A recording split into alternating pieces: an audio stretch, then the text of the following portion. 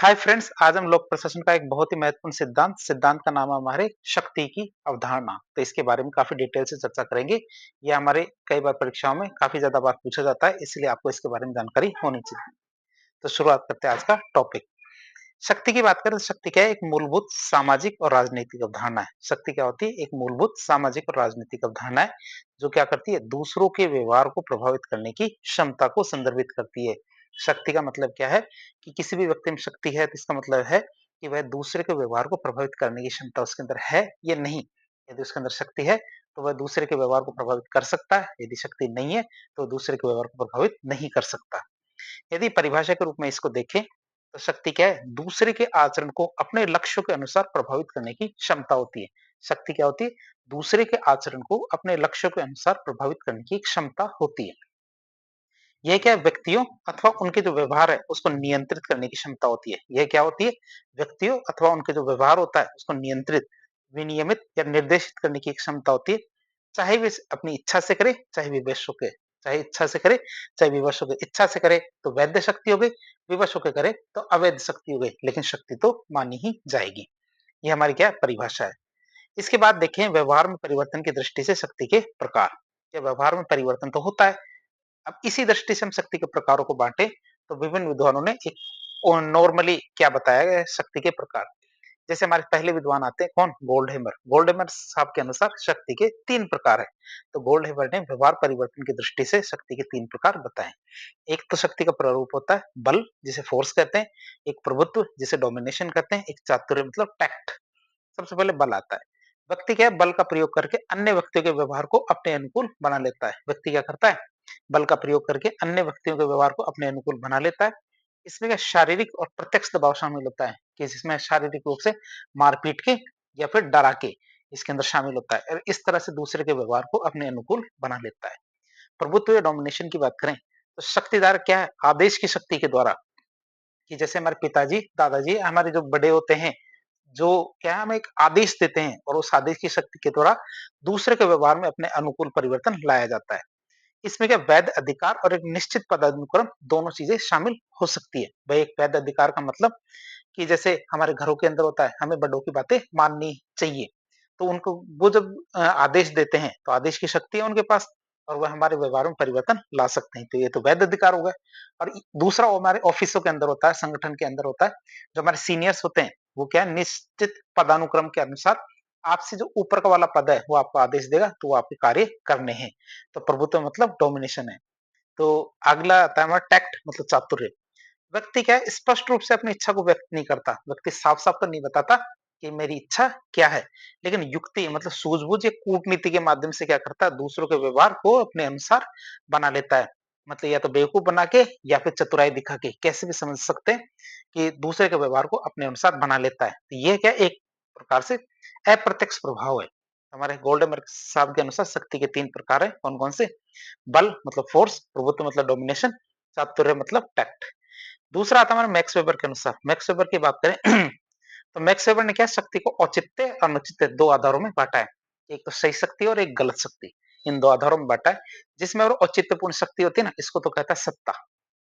इसी तरह उन्होंने क्या किया? सत्ता के 3 प्रकार बताए। कौन-कौन से? एक तो परंपरागत सत्ता या फिर शक्ति होती है, जिसमें क्या शक्ति का प्रयोग जो हमारे मान्यता प्राप्त परंपराएं, जैसे मंदिर में जाने से पहले चप्पल जूते बाहर खोल के जाते हैं, जैसे हमारे गुरुद्वारे जाते हैं, गुरुद्वारे में सर ढक के जाते हैं।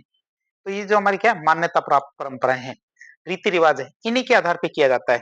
इस शक्ति या सत्ता का प्रयोग कैसे? जो हमारा मान्यता प्राप्त परंपराएं और रीति रिवाज है, इनके आधार पर इनका प्रयोग किया जाता है। लोग इसका इनका क्या इसलिए पालन करते हैं, क्यों? क्योंकि हमेशा से ऐसा ही होता आया है और हम भी आगे इसको बढ़ा रहे हैं। बात करें दूसरी शक्ति, वो है कौन-सी? करिश्माई शक्ति या सत्ता। ये हमारे मैक्स वेबर के अनुसार है। तो शक्ति का प्रयोग करने वाले व्यक्ति के जो करिश्माई गुण होते हैं और अधीनस्थों का नेता के प्रति जो अटूट विश्वास होता है। जैसा हमने अभी देखा हमारे मोदी जी हैं, राष्ट्रीय नेता, इनके जो करिश्माई गुण हैं और अधीनस्थों को इनमें अटूट विश्वास है। इसी वजह से हमारे बिहार के अंदर काफ़ी ज़्यादा सीटों से हमारे बीजेपी और जो एनडीए अलायंस है, काफ़ी ज़्यादा सीटों से जीतती है। क्यों? क्योंकि इनके अंदर क्या है? जनता ने करिश्मा गुण और जो अधीनस्थ है, ठीक है? तो अधीनस्थ क्या है? इनके प्रति अटूट विश्वास रखते हैं। तो हम देख सकते हैं करिश्माई नेता और सत्ता की। तो जैसे हमारे आज़ादी के समय हमारे जवाहरलाल नेहरू जी थे, उनके प्रति जनता के अंदर क्या अटूट श्रद्धा थी, मतलब उनके जो करिश्मा गुण थे, उन पे विश्वास था और उनके जो अधीनस्थ नेता थे, उनका उनके प्रति अटूट विश्वास था। तो लोग क्या नेता के व्यक्तित्व से प्रभावित होके क्या है आदेशों का पालन करते हैं। जैसे हमारे की आपातकालीन स्थितियों में क्या इंदिरा गांधी जी थी। तो इस तरह हमारे करिश्मा शक्ति और सत्ता देख सकते हैं। तार्किक शक्ति या सत्ता की बात करें तो इसमें शक्ति का प्रयोग है तार्किकता के आधार पर। मतलब हम तर्क कर सकते हैं कि ऐसा क्यों करें। जैसे हमारा ट्रैफिक लाइट है, ट्रैफिक लाइट पे रेड लाइट होते ही कोई भी व्यक्ति रुक जाता है। क्यों? क्योंकि इसमें तर्क है। तर्क का मतलब यदि रुकेंगे नहीं तो दूसरे की बारी कैसे आएगी? हम रुकेंगे जब भी दूसरे की बारी आएगी, जब वो रुकेगा तब हमारी बारी आएगी। इसमें तार्किकता देखी गई। तो जो शक्ति का प्रयोग क्या तार्किकता के आधार पे सिद्ध मान्यताओं, नियमों, कानूनों के आधार पे किया जाता है। और ये हमारी आधुनिक नौकरशाही का आधार है। कौन सा? तार्किकता। तो 3 प्रकार देखें, तीनों प्रकार हमारी सत्ता या शक्ति के क्या वैध प्रकार है। दूसरा हमारा अनौचित्यपूर्ण या फिर अवैध प्रकार की बात करें तो ये जब इस शक्ति का प्रयोग अवैध या अनौचित्यपूर्ण तरीके से किया जाता है, तो इसे दमन या रिप्रेशन कहते हैं। तो ये वैधता के बिना बल का प्रयोग किया होता है। इसमें क्या है वैधता के बिना बल का प्रयोग करना होता है, जिसका उल्लेख यहाँ पे एक विरोधी अवधारणा के रूप में किया गया है कि मतलब जब भी शक्ति का प्रयोग आप अनौचित्यपूर्ण रूप से करते हो तो इसे दमन कहते हैं। अब हम बात करें शक्ति की, तो व्यक्ति के अंदर शक्ति कहाँ से आती है? तो शक्ति के स्रोत की बात करें, व्यक्ति में शक्ति कहाँ और कैसे आ सकती है? इसे हम कहते हैं शक्ति के स्रोत। तो शक्ति के बहुत सारे स्रोत हो सकते हैं, जैसे हमारे ज्ञान, व्यक्ति ज्ञानी हो जाता है तो उसके अंदर शक्ति आती है। ज्ञान व्यक्ति को क्या अपने लक्ष्यों को बेहतर ढंग से प्रबंधित करने और प्राप्त करने के लिए योग्यता प्रदान करता है। ज्ञान करता है व्यक्ति को अपने लक्ष्यों को बेहतर ढंग से प्रबंधित करने और प्राप्त करने के लिए क्या योग्यता प्रदान करता है। विशेषज्ञता क्या एक महत्वपूर्ण शक्ति स्रोत है। जैसे एक डॉक्टर होता है, डॉक्टर के अंदर ज्ञान है, जब भी हम उसके पास इलाज कराने के लिए जाते हैं और वो है डॉक्टर की डिग्री लेके बैठा है, इसीलिए क्या है उसके पास शक्ति है। हम और ये शक्ति कैसे आई? उसके ज्ञान से। फिर उपलब्धियां, ये शक्ति का बाह्य स्रोत है। जैसे व्यक्ति के समाज में सम्मान, प्रतिष्ठा, धन प्राप्त करता है और इससे क्या है उसकी शक्ति बढ़ती है। जैसे कोई पदक प्राप्त करता है, कोई बड़ी परीक्षा पास करता है, जैसे आरएस आईएएस की परीक्षा पास करता है, ये कोई भी बड़ा सम्मान, प्रतिष्ठा प्राप्त करता है या धन प्राप्त करता है, समाज में उसकी शक्ति अपने आप ही बढ़ जाती है। लोग 4 लोगों के सामने क्या जब वो बात करता है तो लोग उसकी बात सुनते हैं, क्योंकि उसने कोई न कोई उपलब्धि हासिल कर रखी है। संगठन की बात करें तो राज्य क्या है एक शक्तिशाली संगठन है। क्यों? क्योंकि यह बड़े पैमाने पर संसाधनों और नियमों को नियंत्रित करता है। एक संगठित समूह क्या है असंगठित व्यक्तियों की तुलना में अधिक शक्तिशाली होता है। जैसे कोई व्यक्ति आता है, मैं कहाँ से हूँ? मैं इनकम टैक्स से हूँ। तो चाहे 2 सेकंड के लिए सही, लेकिन लोग क्या उसकी बातें सुनना पसंद करते हैं। क्यों? क्योंकि वो एक निश्चित संगठन से आया है। तो संगठन भी क्या करता है कभी-कभी शक्ति प्रदान करता है।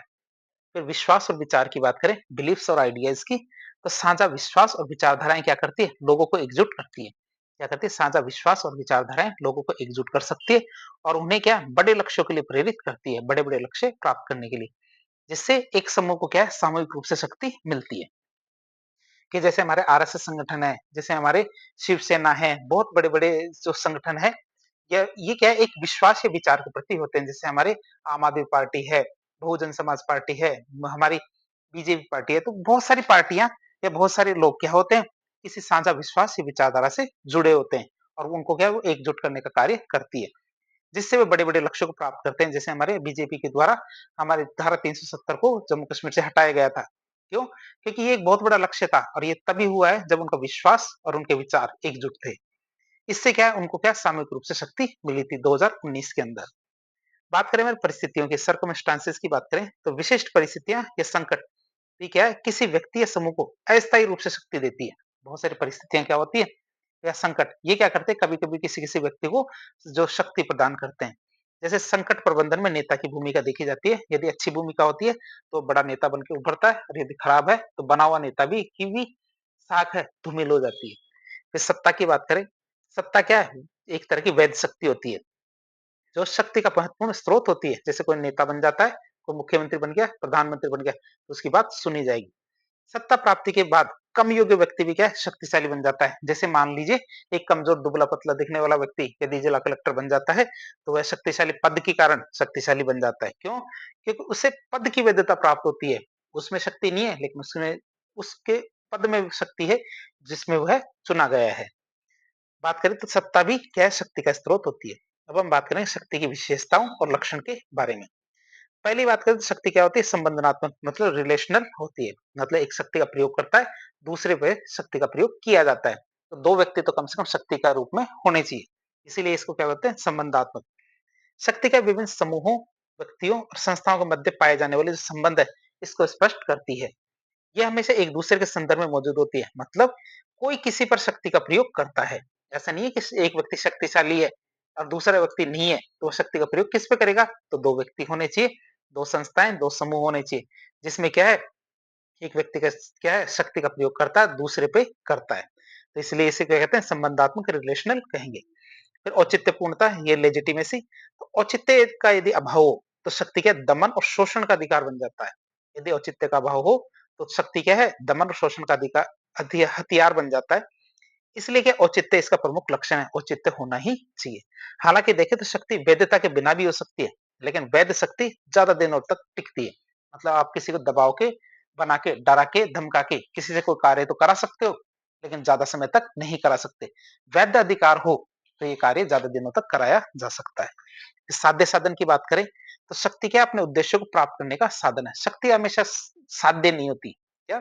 शक्ति कभी भी साध्य नहीं हो सकती, तो कोई भी व्यक्ति शक्ति प्राप्त करना चाहता है, नहीं, नहीं। शक्ति वो इसलिए प्राप्त करना चाहता है, क्यों? क्योंकि उसका कुछ और उद्देश्य है, जिससे उस शक्ति का प्रयोग करके वो उद्देश्य प्राप्त करेगा। तो शक्ति क्या है? उद्देश्य को प्राप्त करने का साधन है।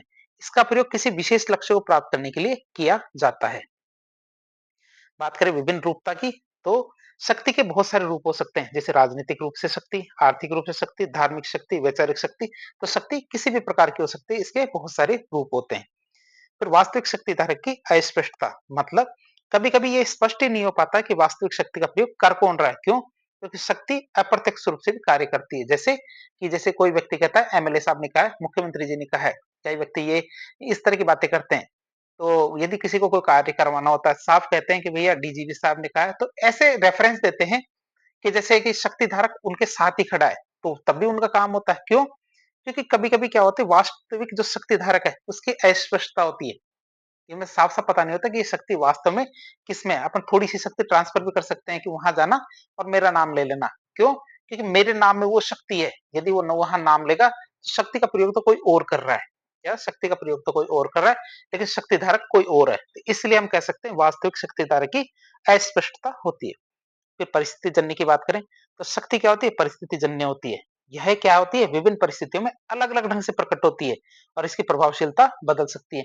एक व्यक्ति जो शक्ति धारक है, अलग-अलग परिस्थितियों में क्या है? अलग-अलग व्यवहार करता है। कई बार समान ही परिस्थितियाँ हो, तो वहाँ पे भी अलग-अलग व्यवहार कर सकता है। तो ये क्या है? परिस्थिति जन्य होती है। फिर शक्ति क्या होती है? अमूर्त होती है। अमूर्त का मतलब कोई निकाल के नहीं कह सकता कि ये मेरे के अंदर 1 किलो, 2 किलो शक्तियाँ हैं। शक्तियाँ केवल क्या होती है? दिखाई नहीं देती है, ये केवल महसूस की जा सकती है। अमूर्त की बात करें, शक्ति स्वयं में अमूर्त होती है, इसे देखा, छुआ नहीं जा सकता, लेकिन इसके प्रभाव को महसूस तो किया जा सकता है, जो वास्तविक शक्ति धारक होते हैं। फिर प्रयोग पर निर्भर की बात करें, तो शक्ति का अस्तित्व उसके प्रयोग पर निर्भर करता है। एक व्यक्ति जिसमें बहुत सारी शक्तियां हैं, लेकिन वह उस शक्ति का प्रयोग नहीं करता, तो उसको कभी भी वो शक्ति धारक नहीं माना जाएगा। अप्रयुक्त शक्ति का कोई भी महत्व नहीं है। कई मुख्यमंत्री, कई नेता क्या होते हैं, जैसे शक्ति धारक तो बन जाते हैं, लेकिन शक्ति का प्रयोग जन कल्याण के लिए नहीं करते हैं। तो एक तरह से उनकी शक्ति का कोई महत्व नहीं रहता। अब हम बात करेंगे शक्ति के प्रयोग करने की बात की, तो शक्ति के प्रयोग करने के कौन-कौन से तरीके हैं। तो ये हम एक रेफरेंस लेते हैं, जो राष्ट्रों के बीच में 2 राष्ट्र होते हैं, तो 2 राष्ट्रों के बीच में शक्ति का प्रयोग किस तरह से किया जा सकता है, तो शक्ति को प्रयोग करने के कुछ तरीके हैं। तो 2 राष्ट्रों के बीच में शक्ति का प्रयोग करने के तरीके अक्सर कूटनीति से लेके बल प्रयोग तक होते हैं। जैसे हमारे एक राष्ट्र दूसरे राष्ट्र से कुछ बातें मनवाना चाहता है। जैसे मान लीजिए अमेरिका है, पाकिस्तान है।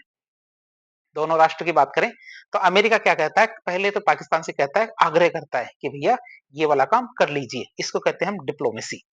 तो राष्ट्र क्या अपने कार्य को करवाने और रोकने के लिए क्या है, भाई ये काम कर लीजिए या ये काम नहीं करना आपको, तो दूसरे राष्ट्र को आश्वस्त करता है या फिर आग्रह करता है। तो ये सबसे बढ़िया तरीका होता है कि वो उसने आग्रह किया और सामने वाले ने मान लिया। तो शक्ति प्रयोग करने का तरीका है, क्यों? क्योंकि शक्ति धारक कौन है? जैसे अमेरिका शक्ति धारक है, वो पाकिस्तान से कहता है कि भैया ये वाला काम करना है और ये वाला काम नहीं करना है। तो पाकिस्तान को चुपचाप मान लेना चाहिए, क्यों? क्योंकि इस टाइम शक्ति धारक कौन है? अमेरिका। बात करें फिर कि यदि वो मानता नहीं है, तो अमेरिका क्या करेगा कि भैया उसको कुछ पुरस्कार देगा। पुरस्कार का मतलब कोई ऐसा लालच देगा, जिसके लालच में वह जैसे 500 करोड़ की क्रेडिट लाइन दे दी या फिर कुछ उधार दे दिया या फिर कोई जेट-यान दे दिया या फिर जहाज दे दिया, कुछ ऐसा दिया। मतलब पुरस्कार या रिवॉर्ड देते हैं, इंसेंटिव देते हैं। यदि एक राष्ट्र दूसरे राष्ट्र से अपनी बात मनवाना चाहता है, तो वह क्या है उसकी संतुष्टि के बदले में किसी पुरस्कार या लालच का प्रस्ताव दे सकता है, कि जिसके लालच में आके वो उसकी बात मान ले। जैसे कोई आर्थिक सहायता दे दी, कोई व्यापार समझौता कर लिया, फिर भी सामने वाला राष्ट्र नहीं मान रहा कि पाकिस्तान अमेरिका की वजह से बात नहीं मान रहा है, तो वो दंड देता है। दंड का मतलब धमकी देता है कि भैया ऐसा नहीं करोगे ना तो ये वाला काम तुम्हारा बुरा हो जाएगा। तो शक्तिशाली राष्ट्र क्या अपनी बात मनवाने के लिए कमजोर राष्ट्र को दी जाने वाली कुछ सुविधा है, जो पहले से जैसे अमेरिका पाकिस्तान को कुछ चीजें भेज रहा था वो देना बंद कर देता है, या कोई सहायता थी वो वापस मांग लेता है, या कोई सहायता है उस पर प्रतिबंध लगा देता है। जैसे आर्थिक प्रतिबंध लगते हैं तो दंड भी दिया जा सकता है, दंड के प्रभाव में आके वह उसकी बात मान सकता है। तो बल प्रयोग की बात करें, जब सारे ही हथकंडे पूरे हो जाते हैं और उसके बाद भी यदि सामने वाला राष्ट्र शक्तिशाली राष्ट्र की बात नहीं मानता तो बल प्रयोग किया जाता है। मतलब अपनी बात मनवाने के लिए राष्ट्र के द्वारा प्रत्यक्ष शारीरिक बल या सैन्य शक्ति का प्रयोग किया जाता है, और ये सबसे अंतिम और चरम तरीका है। तो इस तरह हमने देखा एक राष्ट्र दूसरे राष्ट्र के साथ शक्ति का प्रयोग किस प्रकार से कर सकता है। अब हम देखेंगे शक्ति प्रयोग की सीमाएं। शक्ति क्या असीमित होती है? नहीं, शक्ति का प्रयोग की कुछ सीमाएं होती है, उसकी बात करें। शक्ति कभी भी असीमित नहीं होती, इसकी कुछ सीमाएं होती है। जैसे पहली बात तो संबंधात्मक शक्ति प्रकृति होती है। ये शक्ति का प्रयोग संभव नहीं है। क्या शक्ति का निरपेक्ष प्रयोग संभव नहीं है, कि जैसे मैं कहूं कि भैया मेरी शक्ति ले जाओ और कोई और काम में ले ले, नहीं। क्यों? क्योंकि ये संबंधात्मक होती है। ये हमेशा दूसरे पक्ष की प्रतिक्रिया और संदर्भ पर निर्भर करती है। कि जैसे मान लीजिए ए व्यक्ति है, ये शक्तिशाली है, किसके मुकाबले? बी व्यक्ति के मुकाबले, ठीक है। लेकिन बी शक्तिशाली हो सकता है किसके मुकाबले? ये हमारे सी के मुकाबले शक्तिशाली हो सकता है। तो ये क्या होती है? संबंधात्मक होती है।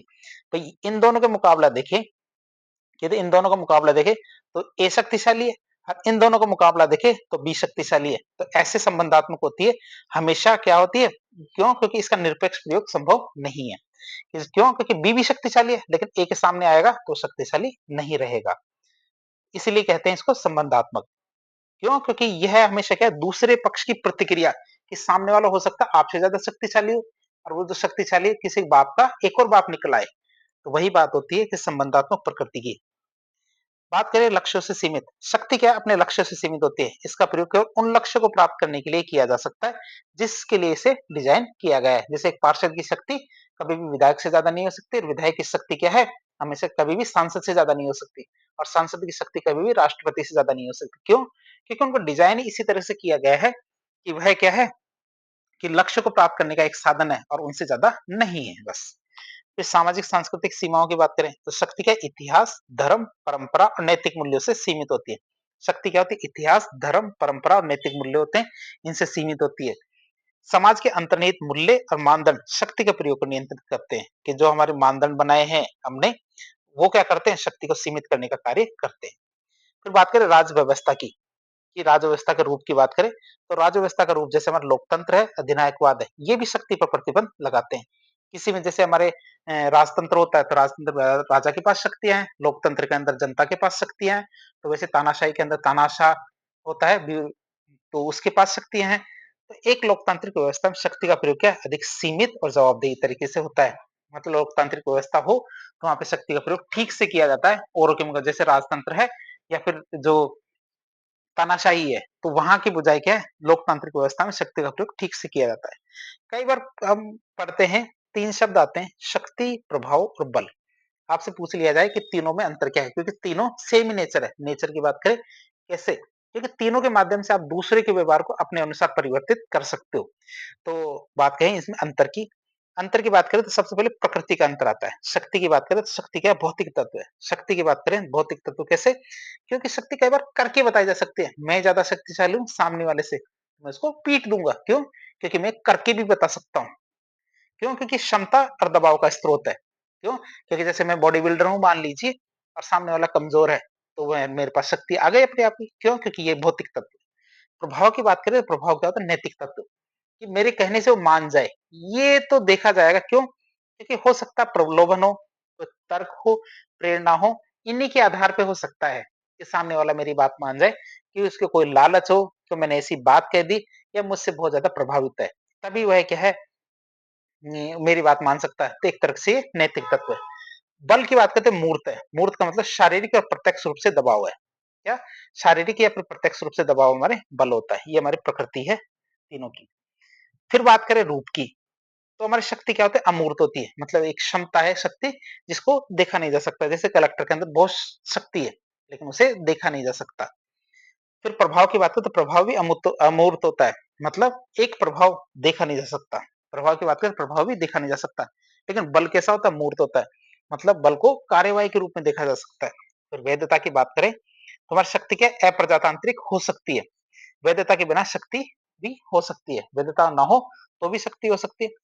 लेकिन प्रभाव हमेशा प्रजातांत्रिक है। मतलब स्वैच्छिक स्वीकार्यता पर निर्भर है कि प्रभाव सामने वाला मानेगा तो ही प्रभाव है, नहीं माने तो आप कुछ नहीं कर सकते उसका। फिर बल की बात करें, तो बल क्या होता है? अप्रजातांत्रिक होता है। मतलब ये दमन और शोषण पे आधारित होता है। तो बाध्यता की बात करें, तो शक्ति क्या अबाध्यकारी होती है। मतलब प्रभाव हो भी सकता है, अब जरूरी नहीं हमेशा बाध्यकारी ही हो। जबकि हमारा प्रभाव क्या है? अबाध्यकारी। मतलब व्यक्ति अपनी इच्छा से प्रभावित होता है।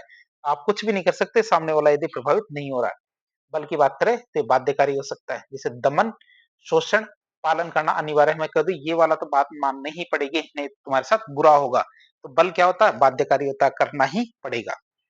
संबंध की बात करें, शक्ति क्या होती है? साध्य निर्धारित करती है। क्या? कि लक्ष्यों और निर्देशों की बात करें, लक्ष्यों की और निर्देशित होती शक्ति। बस शक्ति का प्रयोग हम क्या करते हैं? क्यों करते हैं? क्योंकि हमें कोई ना कोई लक्ष्य प्राप्त करना होता है। प्रभाव की बात करें तो प्रभाव क्या है? शक्ति का एक माध्यम है। प्रभाव क्या होता है? शक्ति का माध्यम है। और शक्ति का कैसा माध्यम? सौम्य, मतलब अच्छा माध्यम प्रभाव होता है। अब बल की बात करें तो शक्ति का साधन है, और ये कैसा? शक्ति का चरम और प्रत्यक्ष प्रयोग वाला साधन है। मतलब सबसे कम वाला तो सौम्य वाला तो हमारा प्रभाव है, और सबसे भयंकर वाला कौन सा? बल है। अब हम देखेंगे शक्ति के प्रभाव प्रकार। अब प्रकार कैसे? आधुनिक संदर्भ में वर्तमान में देखें तो शक्ति कितने प्रकार की हो सकती है। तो आधुनिक समाज में शक्ति को विभिन्न श्रेणियों में बांटा जा सकता है। जैसे एक हमारी होती है राजनीतिक शक्ति। इच्छित राजनीतिक विषयों को अपने पक्ष या प्रभाव में लाना और पद और प्रतिष्ठा प्राप्त करना, ये हमारी राजनीतिक शक्ति के अंतर्गत आता है। यह क्या? सरकार और राजनीतिक संस्थाओं से संबंधित होती है। ये सरकार और राजनीतिक संस्थाओं से संबंधित होती है। शक्ति की बात करें तो राजनीतिक शक्ति का प्रयोग दो करने के दो तरीके हैं। एक तो हमारा औपचारिक तरीका होता है, एक होता है अनौपचारिक तरीका। औपचारिक की बात करें तो विधायिका, कार्यपालिका, न्यायपालिका जैसी जो औपचारिक संस्थाएं होती है, इनके माध्यम से जब शक्ति का प्रयोग किया जाता है तो औपचारिक तरीका हुआ। दूसरा अनौपचारिक तरीका या मार्ग। अनौपचारिक मार्ग की बात करें तो दबाव समूह, राजनीतिक पार्टियां, प्रभावशाली व्यक्ति, मीडिया, इनके माध्यम से जब शक्ति का प्रयोग किया जाता है तो हमारे अनौपचारिक समूह होगा या अनौपचारिक तरीका है। दूसरे शक्ति का प्रकार है हमारे आर्थिक शक्ति, जिसे इकोनॉमिक पावर कहते हैं। मतलब कि जो हमारे उत्पादन के साधनों और धन संपदा का स्वामित्व प्राप्त करना। यदि कोई व्यक्ति उत्पादन के साधनों और धन संपदा का स्वामित्व प्राप्त कर लेता है तो हमारी आर्थिक शक्ति उसके अंदर आ जाती है। आर्थिक रूप से शक्तिशाली व्यक्ति क्या है? अक्सर राजनीतिक शक्ति को भी प्रभावित कर देता है। क्या? आर्थिक रूप से शक्तिशाली व्यक्ति क्या करता है? अक्सर राजनीतिक शक्ति को भी प्रभावित कर देता है। जैसे अडानी अंबानी जो बड़े बड़े नेता हैं, ये क्या करते हैं? वो बड़े बड़े लोग हैं, अमीर लोग, ये कभी कभी राजनीति को प्रभावित करने का प्रयास करते हैं। बात करें हमारे उदारवाद, जिसे लिबरलिज्म कहते हैं। ये मानता है कि राजनीतिक शक्ति को निर्धारित करने वाले समाज में, यही क्या मानते हैं कि राजनीतिक शक्ति को निर्धारित करने वाले समाज में क्या अनेक तत्व हैं, केवल आर्थिक तत्व ही नहीं होता। ये कौन मानता है? उदारवाद। जबकि मार्क्सवाद इसका उल्टा मानता है। मार्क्सवाद क्या मानता है? उल्टा। कैसे? कि ये सभी तरह की शक्ति, जैसे राजनीतिक, सामाजिक और सांस्कृतिक, सभी क्या है? आर्थिक शक्ति की नींव पे टिकी है। यदि जेब में पैसा है तो आप सारी शक्तियों को कंट्रोल कर सकते हो। तीसरे प्रकार की शक्ति आती है हमारी कौन सी? विचारधारात्मक शक्ति, जो आइडियोलॉजिकल पावर आती है। बात करें इसकी, तो विचारधारा का अर्थ है कि विचारों का समूह, जिसके आधार पर क्या है? हम अपना दृष्टिकोण विकसित कर लेते हैं। और ये क्या है? दूसरों के सोचने के तरीकों को भी प्रभावित करने की शक्ति रखती है, कि दूसरा कुछ सोच रहा है लेकिन उसका ब्रेन वॉश किया जाता है और उसके क्या है? सोचने के तरीके को बदल दिया जाता है। इसे कहते हैं विचारधारात्मक शक्ति। तो ऐसे समूह या व्यक्ति क्या है? अपनी विचारधारा को बनाए रखने और फैलाने के लिए कार्य करते हैं।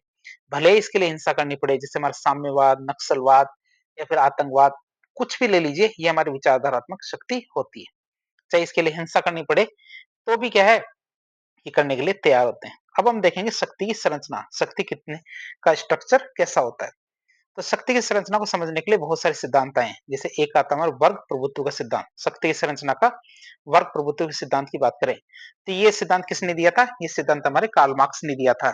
इसने क्या किया, समाज को आर्थिक दृष्टि से 2 भागों में बाँटा। इसने क्या किया, समाज को आर्थिक दृष्टि से 2 भागों में बाँटा। एक तो वो तबका जो आर्थिक रूप से ताकतवर है, दूसरा वो जो आर्थिक रूप से कमज़ोर है। जो आर्थिक रूप से ताकतवर है उसकी बात करें तो उसे बुर्जुआ वर्ग कहा, और जो आर्थिक रूप से कमज़ोर है उसे सर्वहारा वर्ग कहा। बुर्जुआ वर्ग मतलब जिनका क्या है, उत्पादन के साधनों के जो मालिक है, मतलब उत्पादन के साधनों पर जिसका अधिकार है, वो हमारा बुर्जुआ वर्ग है, जो क्या होता है, शासक वर्ग। दूसरे सर्वहारा वर्ग जो हमारा श्रमिक वर्ग होता है, और ये क्या होता है, शासित वर्ग होता है। तो वर्ग प्रभुत्व का सिद्धांत क्या कहता है? इसके अनुसार इन दोनों विरोधी वर्गों के मध्य क्या, समाज में निरंतर संघर्ष चलता रहता है, और शासक वर्ग क्या है, अपनी आर्थिक शक्ति का उपयोग करता है। किसका? क्योंकि उसका पैसा ज्यादा है, तो वो क्या है, आर्थिक शक्ति का उपयोग करता है, और ऐसा करके वह राजनीतिक और सामाजिक शक्ति को भी कंट्रोल करने की कोशिश करता है। दूसरा सिद्धांत आता है हमारा विशिष्ट वर्गीय सिद्धांत, जिसे एलिट थ्योरी कहते हैं। विशिष्ट वर्गीय सिद्धांत की बात करें, इसमें शक्ति के आधार पर 2 वर्गों की स्थापना की होती है। क्या इसमें शक्ति के आधार पर क्या 2 तरह के वर्गों की स्थापना होती है। एक तो हमारा एलिट वर्ग होता है, जिसे विशिष्ट वर्ग कहते हैं, एक होता है हमारा सामान्य वर्ग, जिसको मासेस कहते हैं। बात करें एलिट वर्ग या विशिष्ट वर्ग की, तो एक छोटा समूह होता है जिसके पास समाज में वास्तविक रूप से शक्ति होती है।